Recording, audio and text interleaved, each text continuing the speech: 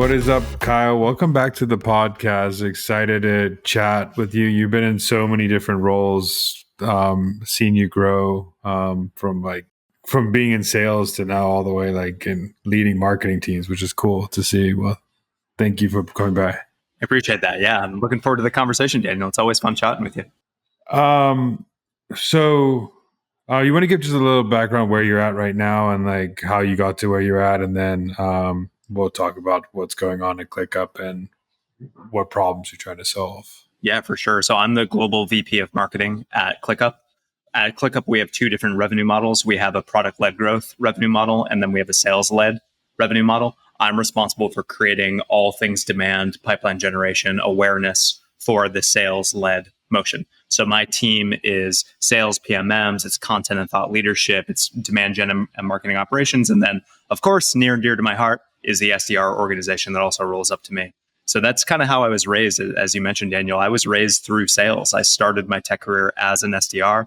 I ended up leading a rather large SDR team. I did the same thing at my next company. And then I kind of stumbled my way into CMO, I've been a CMO twice now, because I care about broadcasting messages as broadly as possible. And I know to what extent pipeline is the driver for a company's growth. And I just saw the impact that marketing teams can make in doing both of those things. And that's why I gravitated more toward marketing than staying into more traditional sales. I want to go into the problem you're trying to solve right now. I know your boss is very big on giving people big, hairy goals for everybody in his team. And you have a big goal of solving how to get to 1 billion ARR. Could you unpack that? Why is the goal of that? And how are you working backwards to get to that goal? Yeah, it's a great question, Daniel. So the high level goal is to get to $1 billion in ARR. And it's something of an arbitrary number. $1 billion is a nice round number, and it's aspirational and it's cool. And very few software companies ever achieve that mark. So it's something of a rallying point. But what's underpinning that goal is to be an enduring, legendary company that is fit for public markets, that's profitable, that's attractive, that's known for the sales organization we have, that's known for the product and for the customer experience that we deliver. And all of those things combined means we're a $1 billion company. And so that, it's $1 billion ARR is sort of shorthand for all the other supporting goals that we have. It's also a rally cry for the company to say what got us here is not going to get us to this next level. We need to reinvent ourselves. We need to hold ourselves to different standards. We need to find new and different ways to generate pipeline, to generate revenue, to do these things that we've never done before. And if we just try and continue to run the old playbooks, it's not going to work. So that's why having bigger, meatier, hairier goals is important, is because it requires people to think and act differently. And I'm happy to dive into some of those different ways that we're thinking and acting, but that's kind of what's underpinning that $1 billion number. No, I really like those big hairy goals because I think it gets leaders and then people under leaders to think creatively of how to achieve that goal. If you have an easier or a semi good goal, big goal, you might just do the basic actions to get you to X goal. But yeah, I want you to unpack how you are thinking of breaking this down. I know you come from the mindset of marketing and sales working well together, having a good system. So how do you unpack this for us? Yeah. So with respect to the company level goal and what Gaurav, our COO, talks about is this $1 billion number, as we just said. My goal that he gave to me, the number that's on my back, Daniel, is, and he's very clear about this, and I think he's right to be clear about it. He's like, I don't want you to just come in and the same thing that was going to happen at the company is what happens. You need to provide incremental value, which is to say value on top of what would have happened without you. And the number is $100 million. I need to create $100 million of incremental pipeline this year. So what am I doing? There's a million things that I could do to try and get to that $100 million number. And I'm happy to talk through a handful of them. But I'll pause Yeah. there. Any questions or comments about that? No, no, no. I love the thought process. I mean, like I think a lot of I like that how he thinks like that, because a lot of marketing departments, you just add, if you add someone, you might just be like, in a year we went to X amount, but like you don't really know like the impact of that person to your team, especially a leader to your team trying to create an X goal. So I like that I need to create an incremental amount. The ClickUp probably is going to grow X amount this year without you. So what are you doing to impact that? So we should talk about like, let's get into like how you thinking about and creating that $100 million Yeah, goal. yeah. So there's not, I don't have it line itemed out yet where I could Hmm. put like this line item is going to be worth 15 million and this one's going to be worth 5. I don't have that yet. I will get to that level of specificity at some point. But the way I think about my charter, the way I think about the goal of this demand team that we've put together is we're responsible for leading the market externally with thought leadership, and we're responsible for leading the company internally with the way we think about ourselves, the way we talk about ourselves, the way we present ourselves. What is our narrative? What is our point of view? These things are really, really important. We can't go and create all this pipeline, all this revenue, if we're not true industry leaders, true thought leaders. So that dovetails into part 2 of our mission statement, which is creating and capturing as much demand as possible. We need to create as much awareness as we can so that when the SDR calls that person, they're familiar with ClickUp. When the AE is on that call, the prospect has an understanding of what we do. We need to create and capture as much demand as possible, which segues into part 3 of our mission statement, which is designing and winning the category. We need to think differently about what this category is that we're in. The existing category is not sufficient, Daniel. Like, the existing category is called collaborative work management. That's the old way of thinking about how work gets done. Software is converging. AI has unbelievable capabilities. Many of that, all of those products and capabilities are baked into ClickUp's platform already. And we need to market to be aware of this new category. So all of these parts of the mission statement are acting in unison. And it's by unpacking each of them, this is our path to $100 million in incremental revenue. So before I get into, I know I'm like dodging your question, Yeah. about answering with specificity, but I think it's really important that marketing teams have these higher level missions and make sure that they're a leadership function inside of their company. Otherwise, you're going to be a ticket taking company. Otherwise, you're going to be a support mechanism for the sales team. That's not what we are. We are a leadership function for the market, for the company. We're generating as much pipeline as possible, and we're winning the category. And that is the service that we provide to the company. And I don't think you dodge it. I think we're going down level by level. So like the high level goal, billion. The next goal, I need to get 100 million of that this year, because that's the incremental value. How I'm going to do that, I need to make sure we win this category. Have thought leadership internally and externally. We need to redefine this category. I mean, also the point you made with I see this problem all the time with sales teams is one sales rep has one market, another sales rep has this market.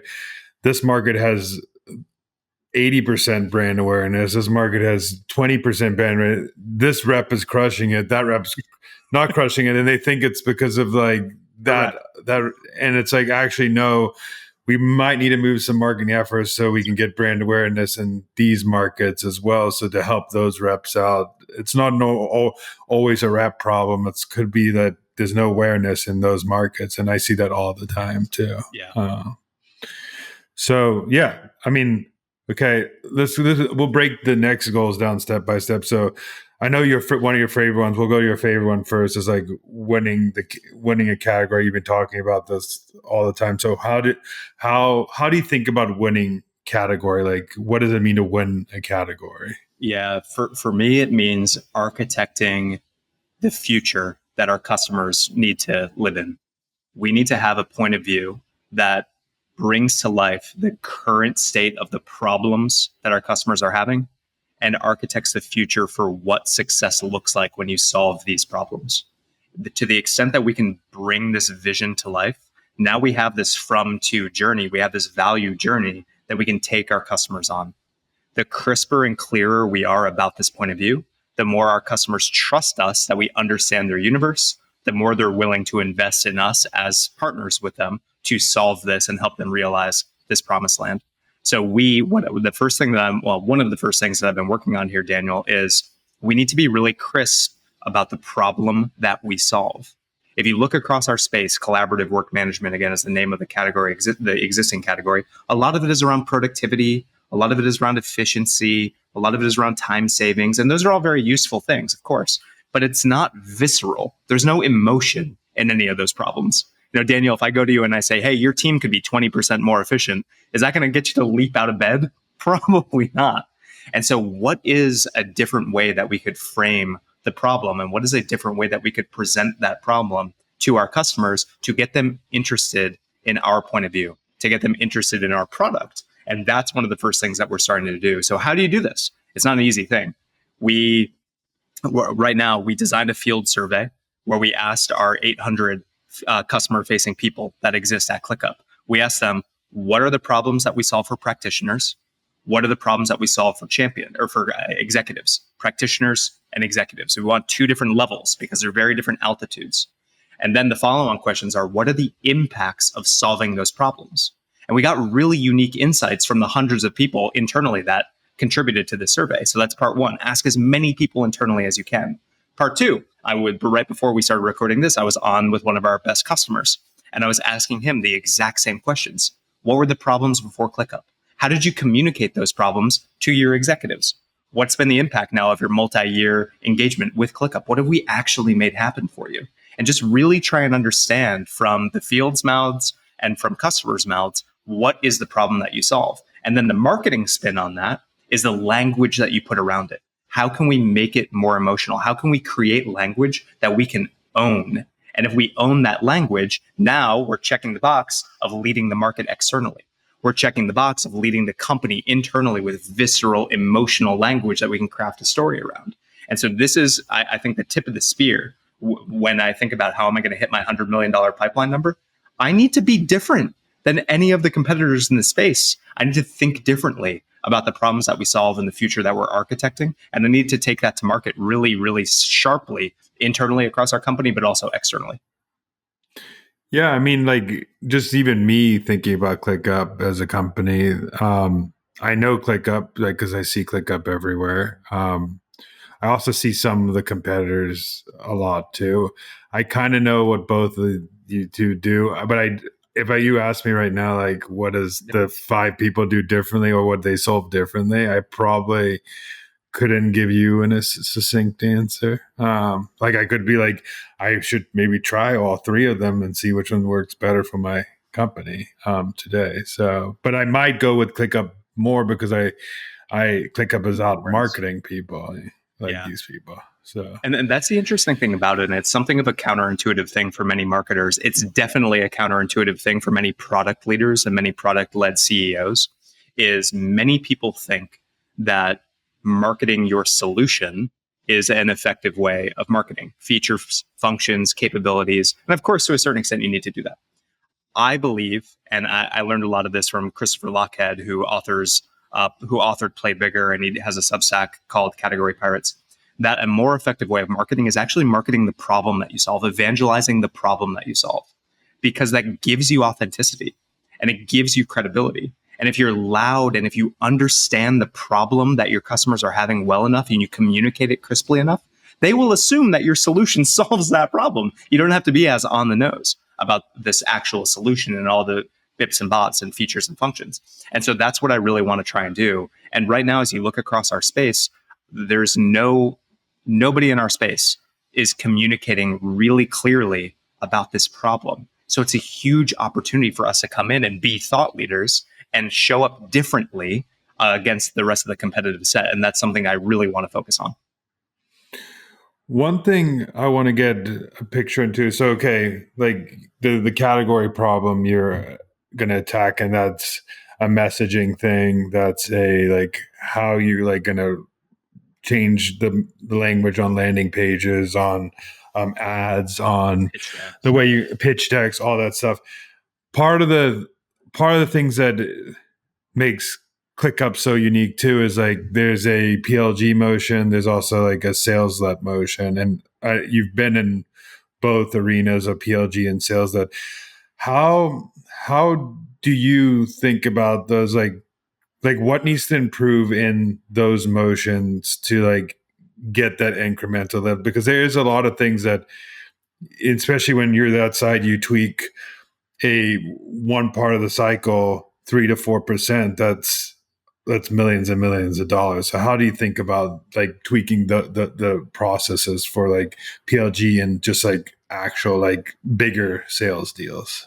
Yeah, it's a great question, Daniel. Generally speaking, and this is not true 100 times out of 100, but generally speaking, the PLG motion, the self-serve motion, is going to be a better fit for smaller accounts, down market accounts. Normally, they're companies that are between under 25 employees, let's say under 50 employees. When we are selling to larger companies, upmarket companies, 1,000, 5,000, 10,000 employees, that's normally a guided sale, and they're very different audiences. The mom and pop shop, super important customers of ours. We have thousands, tens of thousands of these mom and pop shops who are customers, and they're extremely valuable customers of ours, and we take their feedback very seriously. What they need is not necessarily exactly the same as what the 10,000 person enterprise company needs, but there is overlap. They're not totally distinct either. They're trying to manage projects. They're trying to execute projects. They're trying to grow their companies. They're trying to do things, from a strategic level that are more or less the same. And therefore, top line messaging can often be more similar than different between these two very different audiences. However, the velocity at which we get to the feature level messaging has to be much faster in the down market segment because they care more about the features and the capabilities. That's what they're really investigating, versus an enterprise sales led deployment where we're controlling more of a narrative. We're controlling the narrative in a more complex ecosystem that has more competing apps, that has more tools, that has more data, that has more stakeholders. And so we can use a lot of the same messaging. It's a matter of emphasis, and it's a matter of speed at which we get to okay, so what does your product actually do? And we need to do that a lot faster in the PLG motion than we'd have to do in the sales-led motion.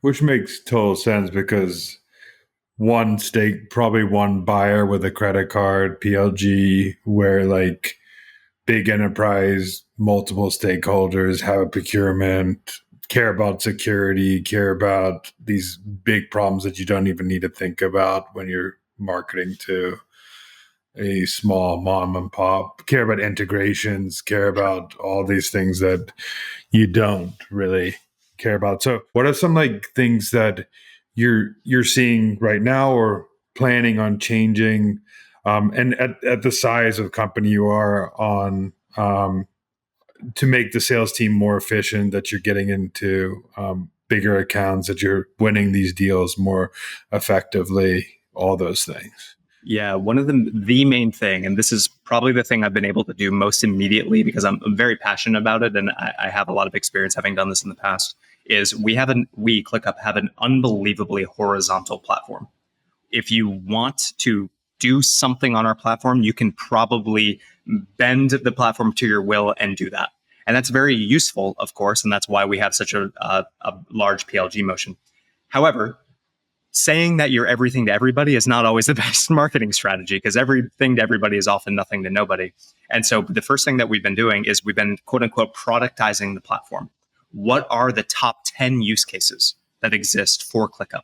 Many of them are across marketing teams, the way you execute campaigns, the way you do creative production, the way you run your field events, those types of things. And then, of course, there's OKRs, corporate initiatives, there's general project management, there's product launches and engineering. There's top 10 use cases, right?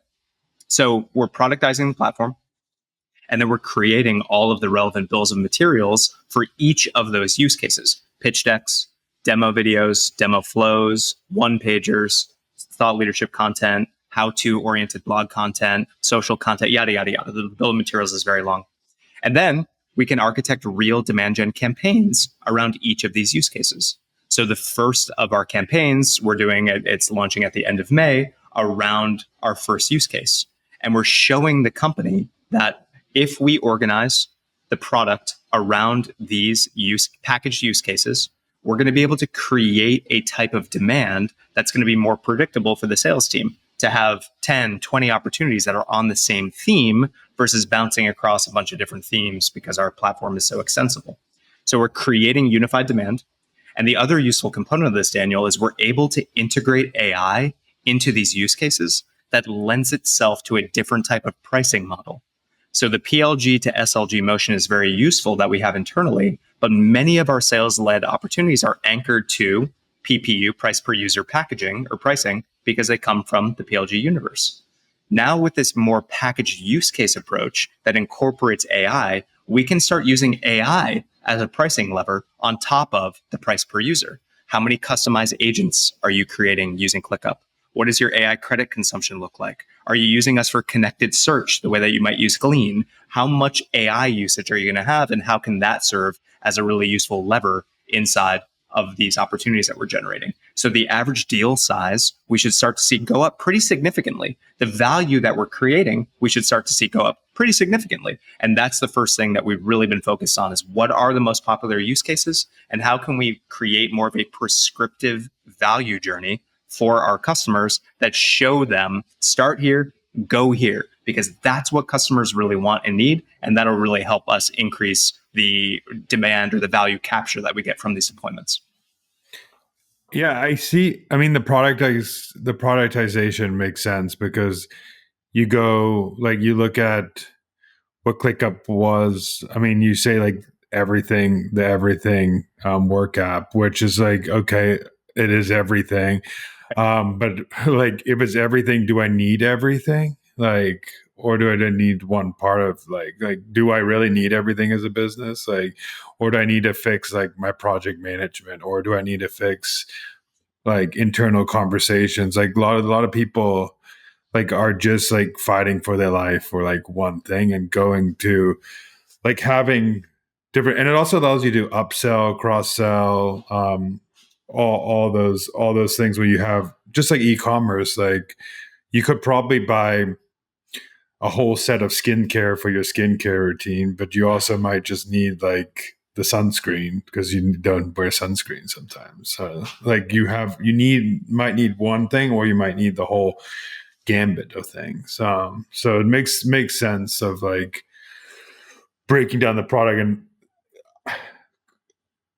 how what is like the for people like if people who are marketing to everybody right now, like how do you make that decision without also like conflating that you are like, because the messaging was that you're everything, now you're going back to saying like I do this one thing for these people. So how do you like keep top line messaging that you do a lot of things, and then also message that you're also like a real problem that someone's Yeah. having right now? It's a great question, Daniel. So let's go back. What we've talked about, top line narrative definition and problem identification. And then we've talked about kind of the click down from there, which is the use cases that your platform actually makes possible. And so the hierarchy here, as we think about this, is when we define the big problem that we solve, now the next thing we need to do is we need to take that problem and we need to extend it into the use case that we bring to life. There should be complete unity and cascading of the messaging from the top line to the next level down. And so we want to make sure that when we're presenting the big problem that we solve, it still is about we can take down all of these various use cases. But most people, Mr. or Mrs. Demand Gen Marketer, are interested in how they execute campaigns using ClickUp. And here's how we do it, and here's how we eliminate that pain. And so a lot of it is making sure that there's message resonance from one level to the other. And then there's audience segmentation. So this is all about promotion. And we're very sharp about who are we promoting this campaign execution use case? Who are we promoting it to? Well, obviously, it's marketing stakeholders. And probably within marketing stakeholders, we can probably leave creative, design people to the side for the time being. Let's focus on demand gen, growth marketing, revenue marketing. Let's focus on those people. And so segmentation is a big part of it. And then we can try and make sure that when we start to engage the other audience, we're still using the same messaging hierarchy. We're just focused on a different use case. I mean, that totally makes sense. And then the beauty with marketing now is like targeting so good. You could just put a landing page, target those people, test messaging. But also one thing, since you are covering marketing and sales, like what's the difference between like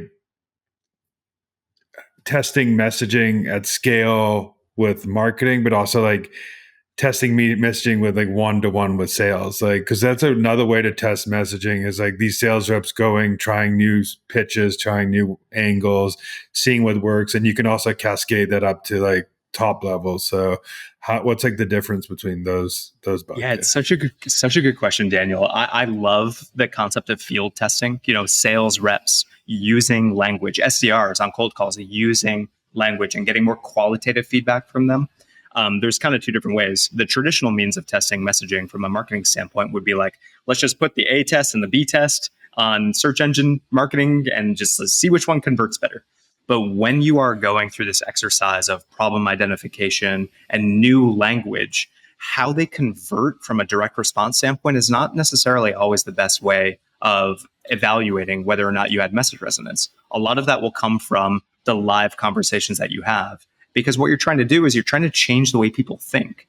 And so there's kind of a couple of different things that you're looking for in this field testing. You're looking for when the sales reps are using this language, when SDRs are using the language, you want to see what is the reaction of the person on the other end. Is it resonating? What is their body language? What happens? So that's kind of point number one. When they first are exposed to this new language that you're using, what's their reaction? And the second thing is, does that prospect start using that language back to you at the end of the call?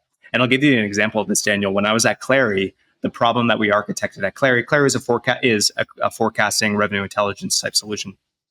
And the problem that we architected at Clary was this big $1 trillion problem of revenue leak. And so we would present this problem in all of our sales calls and SDR calls and all the rest. And this was not a phrase that had ever been used before. But we would present this problem. Hey, we're Clary. We solve revenue leak. You're leaking 15% of your revenue. It's a major problem. And by the end of the call, the prospect would be saying to us, I think we can stop our revenue leak here, here, and here. And we're like, okay, this is working. This is resonating because they're using our language back to us. So it's a little bit of a dark art. It's not nearly as scientific as other types of message testing or A/B testing. It requires a different level of conviction from you and you as a marketing team and you as a leadership team to get this new language, this new framework out there. And then it requires your sales reps to be pretty dynamic on calls and to assess how much of the new language is really resonating. I'll go one step deeper at messaging right now, because one thing I want to ask is, because everybody's doing this right now and how you're going to tackle it. Everybody seems to have something that's AI powered. Everybody seems like it has AI baked in their product. So like how do you win the AI messaging battle when like it feels like everybody is saying like AI powered, AI this, AI that? Yeah. How do you think about that? It's the focus on real outcomes, Daniel. I think a lot of people have been burned by AI, and to the extent that they still trust it, their trust has been really diminished by the poor experience they've had so far. And so as we think about, okay, we're taking ClickUp as a broad platform, great. We're now architecting the use cases, the most popular use cases that we solve. So campaign execution is one of those use cases. We're embedding our AI capabilities into that use case. So as we demo you how we execute campaigns using ClickUp, we're going to show you, here's how AI can take the transcript from your marketing kickoff call, your campaign kickoff call, and turn it into a campaign brief. And here is how AI can create the project list for you and auto-assign owners. And here is how AI can take the brief and create the promotional emails. And we're actually going to show you that this is not just smoke and mirrors. This is AI that's embedded into these workflows automatically. It doesn't require your team to be prompt engineers. It doesn't require you to do any heavy lifting. All you need to do is press go, and the rest is just going to happen in the background. And we do that by showing and not by telling. So I think people are pretty jaded by a lot of AI messaging right now. We're not going to lean too heavily into saying we're the best AI company of all time, because like it's going to be in one ear and out the other for the majority of the market. But at the same time, we need to show that we are leaders in AI. And we're showing that we're leaders by the outcomes that we're producing in these use cases that we're architecting. One thing also I know that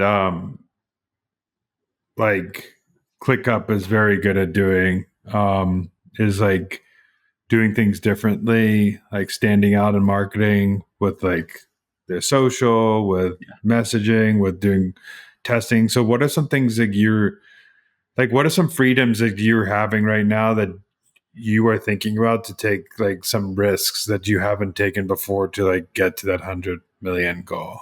Yeah, there are 10 corporate values at ClickUp. And I'm not going to swear on this family podcast, but one of them is literally normal effing sucks. And it says the F word on the new hire onboarding slide, like normal effing sucks. And I was like, okay, this is a serious thing. That like this, it matters, Daniel, because that gives the company and it gives me free reign to think very differently.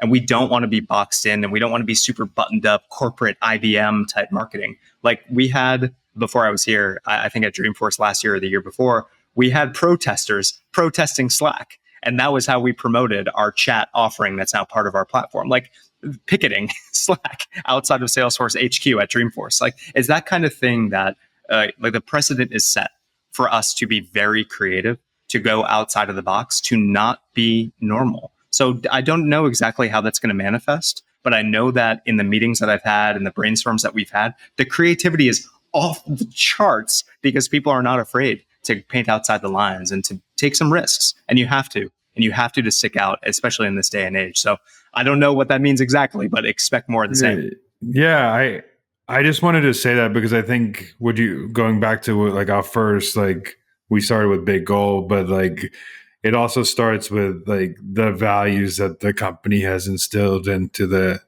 people. One, like leadership being willing to like have people take big risks, and also they know that when they have big goals, you're not going to get that through doing the basic playbook that other companies are running, because if it is a playbook, then someone's already probably executed it before.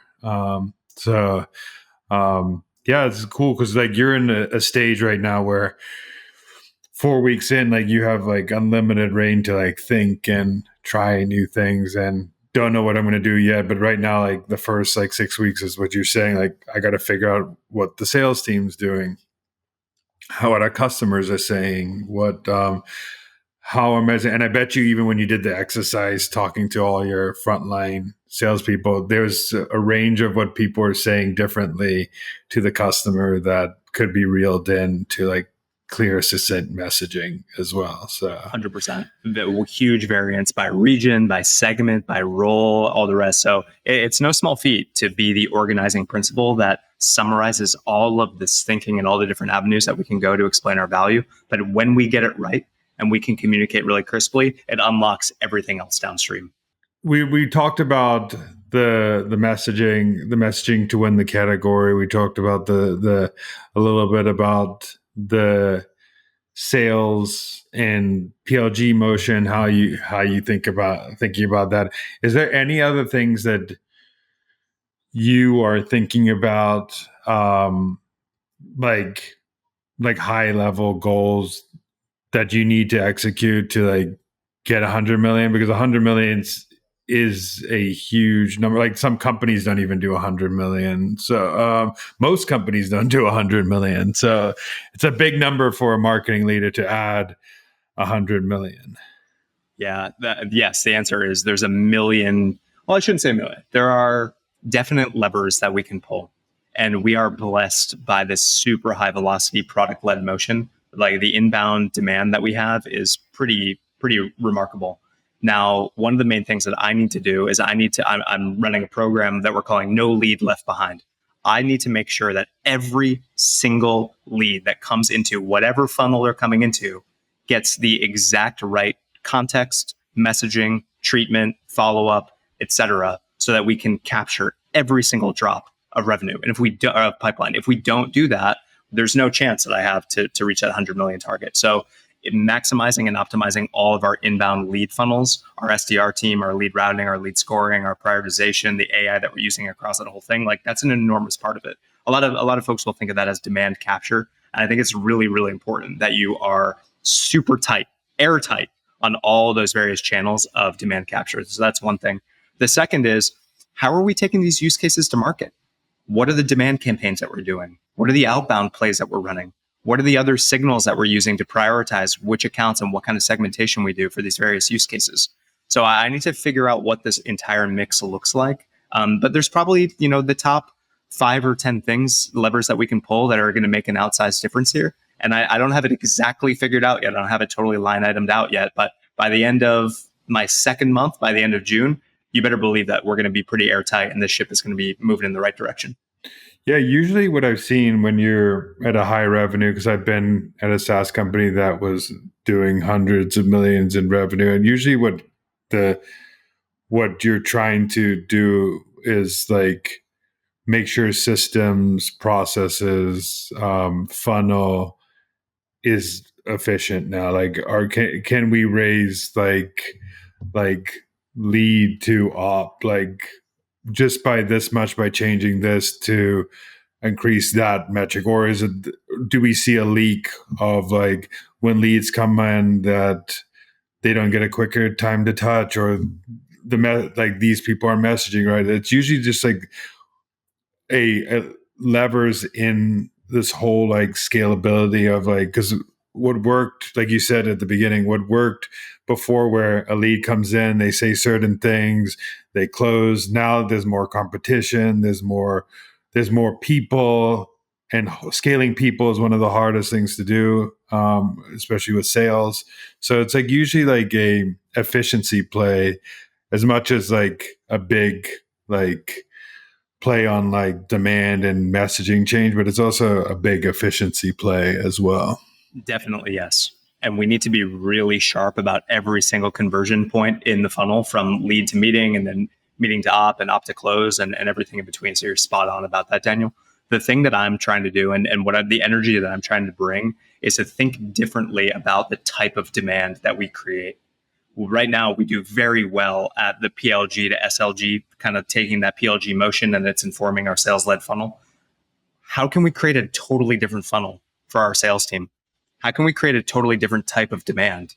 How can we engage a different audience, a more senior level audience? Because frankly, many of the folks that come to us in the PLG motion are practitioner level, they're lower level.